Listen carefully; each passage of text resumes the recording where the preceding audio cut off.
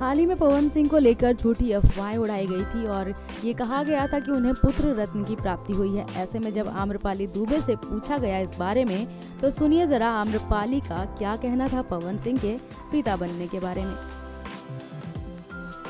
वैसे आम्रपाली जी, आज किसी ने खबर फैलाई थी सुबह सुबह कि पवन सिंह पिता बन गए। आपको कुछ पता है इस बारे में? Do you know anything about this? नहीं, I have no idea, but अगर ऐसा कुछ है तो मैनी कांग्रेचुलेशंस। झूठी खबर है। झूठी खबर है ना? शादी के साथ में झूठी खबर फैलाई गई। अच्छा, फिर क्या, फिर एंजॉय करने की कोई बात ही नहीं। अगर आया होता बेटा तो पार्टी मिलती हम लोग को, लेकिन नहीं आया तो क्या कर सकते। नया साल मनाने के नेक्स्ट 9 भोजपुरिया से चांदनी की रिपोर्ट।